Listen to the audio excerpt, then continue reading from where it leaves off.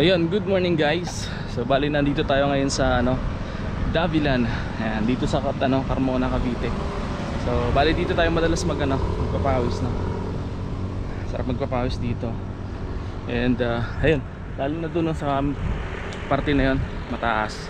So medyo matarik yung kalsada. So ang napakasarap maglakad, mag-jogging. Talaga papawisan ka doon. So ayun, medyo mataas na yung araw no.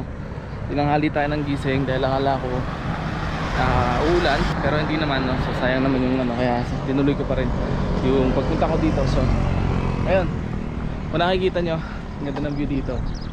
Bukod sa masarap mag-jogging dito, ito pa yung isang nagpapaganda dito.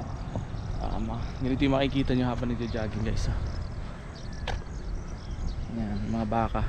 So para tayong nasa New Zealand. Ganda no. So bali nandun nga pala yung yung food park. Yung nakikita nyo maraming makulay na trapal doon. Ayun yung food park. So meron dyan mga bilihan, mga pagkain sa umaga at saka sa gabi, sa hapon no. Actually maghapon yan. So yun nga lang, medyo walang nagtitinda sa tanghali. So yun, pauwi na rin tayo guys. And okay na yun. So nakakapagod na no. Mga 3 balik na ata ako. So alright, so hanggang dito na lang itong video na to guys. And yun, kung malapit kayo dito, ayan, punta kayo dito. Sarap dito. Ayun, tingnan nyo, wala na naman yung araw, parang ulan na naman.